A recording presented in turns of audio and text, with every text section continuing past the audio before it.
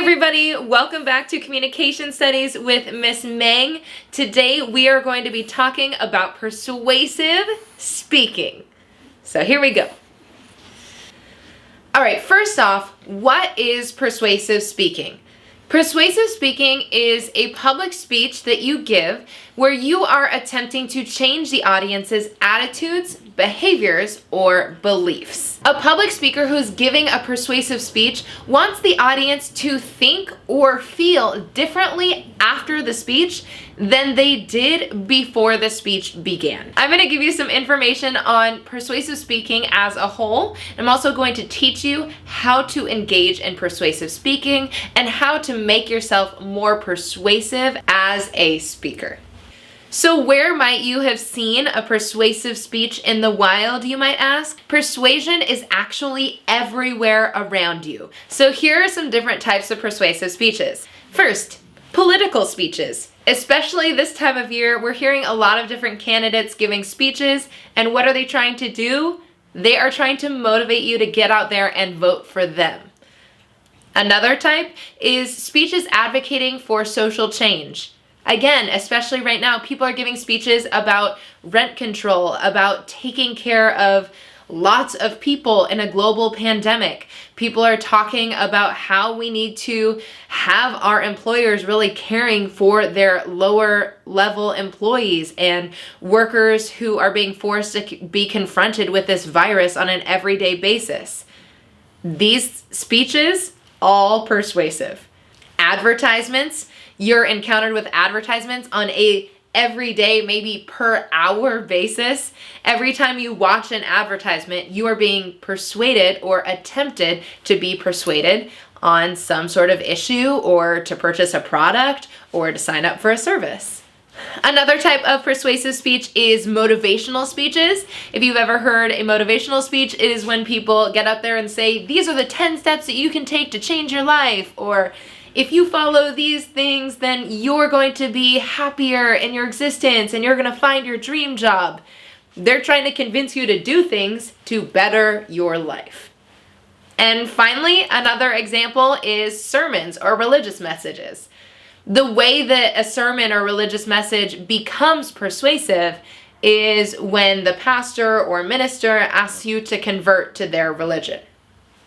See, you've totally experienced persuasive messages in your life, and the more that you have experience with something, the better off you're going to be able to adapt to the formula and be able to actually enact it. So what I'm trying to convince you of is that you for sure have already experienced persuasion so many times, and you've probably actually already enacted it. So all I'm trying to do is take your persuasive ability and put it into a formula and create a speech out of it. Have you ever tried to convince your friends to go to a specific place for dinner that you really wanted to go to that no one else did? Or have you ever tried to convince someone to go out with you? All acts of persuasion. So there are 3 goals in persuasive speaking, and I want you to kind of think of these goals as levels. These levels are to change the audience's attitudes, to change their beliefs, and to change their behavior. Now you're going to choose one of these 3 levels depending on how much your audience agrees or disagrees with you coming into the speech.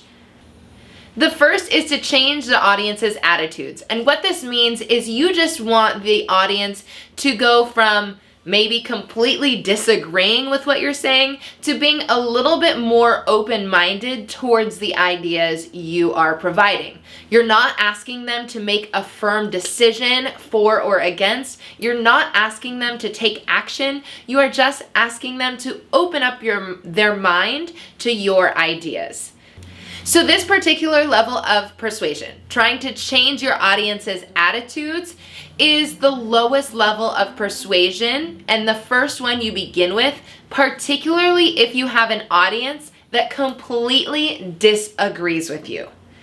So for example, if I was to make the argument that In-N-Out is the best food ever and you hate In-N-Out, which how could you? But that's besides the point. If I'm making that argument and you completely disagree with me, I'm just going to try and change your attitude. I'm not going to try and make you change your beliefs or change your behaviors. I'm just going to go for a change in attitude because you completely disagree with me. Essentially, you're just trying to convince the audience to feel more positively or more negatively about a certain subject. So going back to the In-N-Out example, I would want you to think, oh, maybe there's a chance that In-N-Out might not be that bad. The next level is to change the audience's beliefs. Now, when you're trying to change an audience's beliefs, what you're trying to do is you're trying to get them to commit to your side of the controversy or argument or whatever it is that you are discussing. So you're trying to get a firm yes or no, whatever your side is, you're trying to get them on that side and make that firm belief decision. So you would specifically use this level of persuasion if you have someone who's either on the fence or someone who maybe doesn't really care whatever happens with the issue, then you're going to try and make them have an opinion and a strong belief about this certain subject that you're talking about. So let's say that you have never tried In-N-Out at all, and you're from another state, and I'm saying In-N-Out is the best food ever, and you're just kind of like, I'm not a foodie, I don't really care that much about food, like I like burgers and fries, but I don't really have an opinion on In-N-Out specifically, then you would spend most of the speech trying to get your audience to firmly believe, like, I think that In-N-Out is really good. With this level of persuasion, you are attempting to convince your audience that something that they once thought was true is false, or something that they once thought was false is true. You're trying to get them to switch sides. Usually this happens when the person is on the fence. Maybe they have an opinion that they've set with in the past, but they're kind of not deep rooted in it. That's when you would want to use this level of persuasion, which is trying to change their attitudes. The next level of persuasion is changing the audience's behavior. Changing behavior essentially just means you're trying to get the audience to take action. And they're taking action on whatever it is that you want them to take action on. So if I'm going with this In-N-Out example, I might tell them that I want them to go to In-N-Out right after the speech is over and order a number 2 with no pickles, animal style. In this level of persuasion, you're not going to want someone who disagrees with you. You are going to want to try and convince someone who already pretty much agrees with what you're saying and is kind of on the same side belief-wise with you, and you are trying to motivate them based on that already their belief to actually take action. So those are the 3 goals or levels of persuasive speaking. Change the audience's attitudes, change their beliefs, and change their behavior. And again, what's really cool about this level formula is that you could potentially be talking to someone, say you're trying to convince them to vote. So maybe they're so against voting when you talk to them because they say that it doesn't matter and that their voice will not make a difference and that they don't really know what's going on anyway, so they shouldn't vote. But you just work on trying to convince them to change their attitudes. Then someone else might come along later and work on trying to change their belief. And then someone else might come around later and try and get them to change that behavior and actually go and vote. So persuasion essentially builds on itself. So how difficult do you think it is to persuade people of anything? The answer is it is very difficult. Persuasion is not easy by any stretch of the imagination, but I'm going to give you different tactics depending on how much your audience agrees or disagrees with you of what you can do to really persuade them and push them into action. So first off, if your audience totally agrees with you, then what you're going to do is you are going to, again, remember, you're going to try and get them to change their behavior because they agree with you. So the first thing that you're going to do is you're going to remind your audience why they agree with you and why they should continue to agree with you, if not to strengthen their agreement and their beliefs in what you're talking about. So you're going to give all of those reasons and rile them up a little bit. And then you are going to try and motivate them to intensify their attitudes and beliefs and get them into action. If your audience is neutral or uninterested, first, you have to get them interested enough to listen to what you have to say. So find a way to tie what you're talking about into their lives. You have to really think about who your audience is and what they care about in order to do this first step. Next, you're going to provide some unbiased background on the controversy or whatever it is that you are speaking about. And finally, you are going to reveal your position and you are going to support it with incredibly good evidence. The reason why you would wait until the end to reveal your position is because people don't like being persuaded. Finally, if the audience completely disagrees with your position, then you should expect only a slight change from your audience. You don't want to imagine that they're going to go from completely disagreeing with you to like going and protesting with you. You should only expect maybe an attitude change or a perspective shift from your audience. It's very important with the audience that disagrees with you that you highlight and show respect for their position. Because if you don't show respect for what they believe in and what they understand already, then they're going to shut you down because they'll just see you as someone who's trying to get their point across as opposed to someone who really cares about them and helping them to understand the situation from a different perspective. And finally, you're going to back up your own position with credible evidence. It's really important that you have strong evidence here because someone who strongly disagrees with you is going to find every reason to discount what you have to say. All right, so now I'm going to give you some general strategies for persuading and doing persuasive speeches. The first is to conceal your intent to persuade. And this might be the most like shady / semi-manipulative part of persuasive speaking. But here's the thing. Have you ever been approached by people outside of Trader Joe's or outside of Target or on campus who just want you to sign things? You know that they want you to sign something or to take an action, but you don't want to deal with that, even if it's something that you might completely agree with. So sometimes it's very effective to conceal your intent to persuade. The next is not to ask for too much change. Humans are naturally creatures of habit, and we don't want to change. We want to keep believing whatever we believe and keep in our normal routine. And so someone coming in and asking to disrupt that belief system or that routine is going to be a difficult ask. And so asking for just a little bit of change instead of a lot of change is going to be the most effective way to get your persuasion accepted. Next is to avoid inflammatory phrases. When you use inflammatory phrases, you're creating another boundary between you and your audience. And you want your audience to feel like you are as accessible as possible when you're trying to persuade them of something.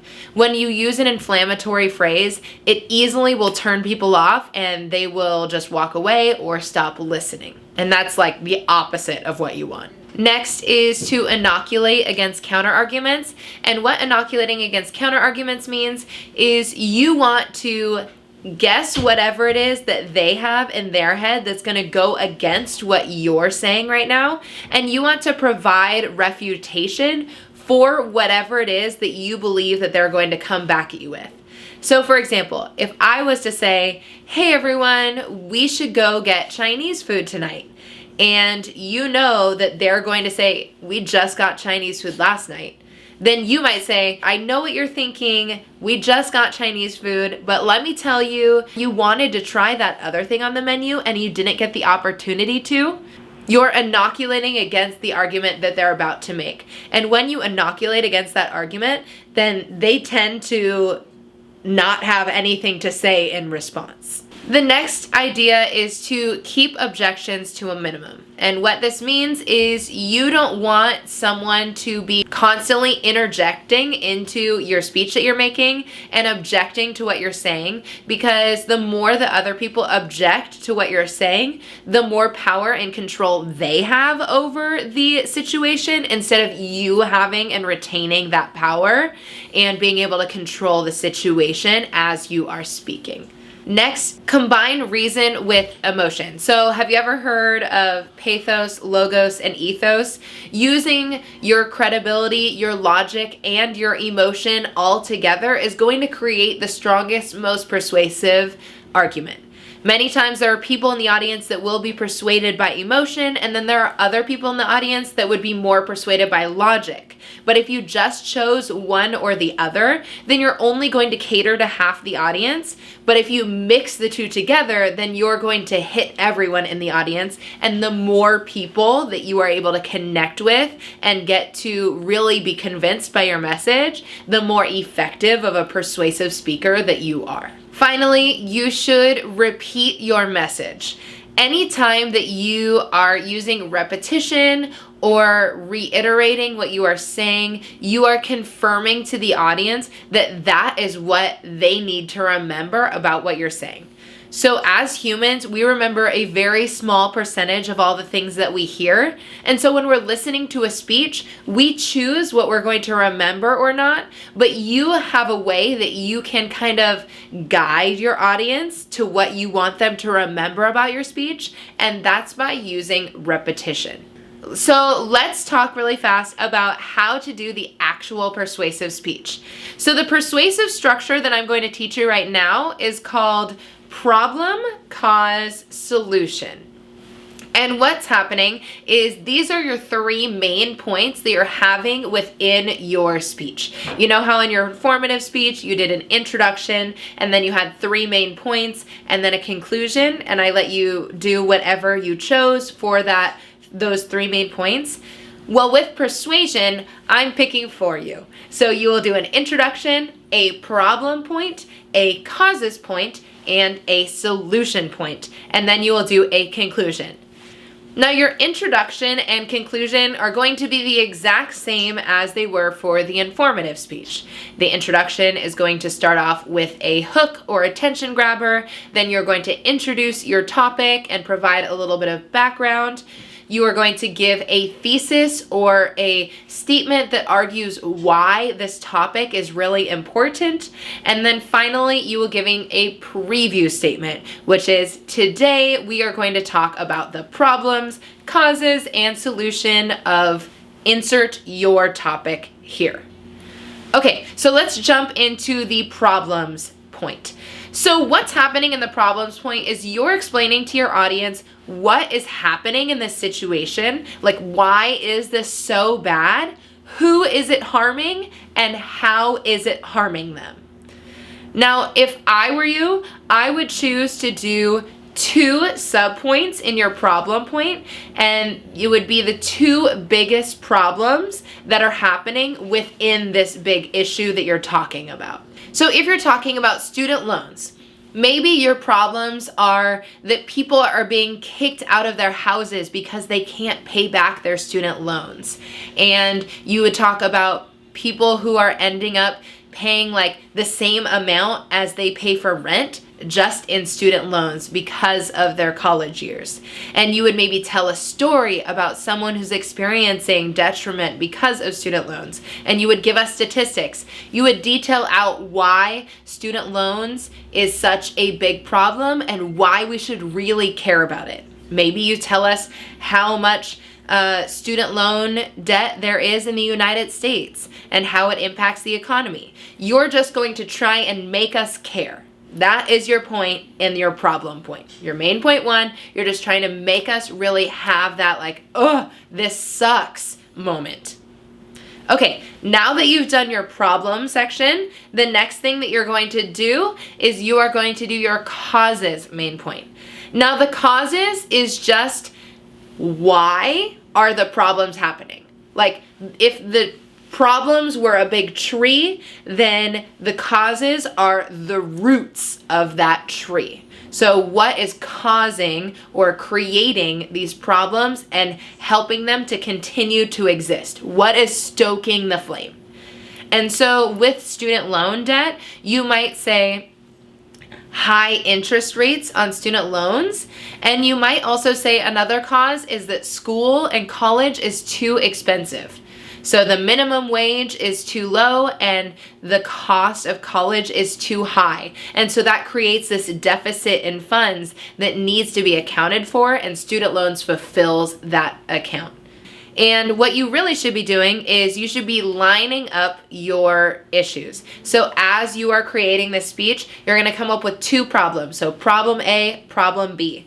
And then you're going to come up with two causes, cause A and cause B. And your cause A should be the reason why problem A exists. So if problem A is people took out too many student loans and now they're ending up unable to pay them back, your cause A might be that college is too expensive, so they had to take out several $1,000s in student loans. Does that make sense? So now that we've explained problems and causes, we're going to move on to solutions. Now, solutions is how do we solve for all of this stuff that is going on? Now, your tendency might be to come up with solutions that solve for the problems. So the two problems that you created. But if you solve for the problems, you might just, if we went back to the tree analogy, if you cut down the top of the tree, another tree would grow in its replacement because the causes or the roots of the tree still continue to exist. So what you need to do when you are going with the solutions is you need to find solutions that solve for the causes, and in this way, rooting out the issue so that there's no tree that grows up to replace it. So let's go back to the student loans. If our cause is that minimum wage is too low and that school is too expensive, your solution A might be to lower the cost of college, or try and convince more people to go to community college, or increase the minimum wage. Your solutions need to be both governmental or institutional, which means bigger than you, something that you or I or the people in the room that you're speaking to don't really have control over. And then you also need a solution that you and I could do. So the step that's for like the big solution might be the government needs to relieve all students of student loans. But we in this room don't have the ability to do that. But you know what we do have the ability to do? We have the ability to talk to our friends who are going into college about the harms and the hazards of taking out student loans. We have the ability to write to our senators. We have the ability to tweet about this issue and raise awareness. So you want to come up with two solutions, one big solution and one smaller solution. And then your conclusion will be a repeat of your introduction. All right, that is persuasive speaking. If you have any questions or comments, you can leave them down below. I hope you enjoyed the persuasive lesson of communication studies with Miss Mang, and I will see you next time.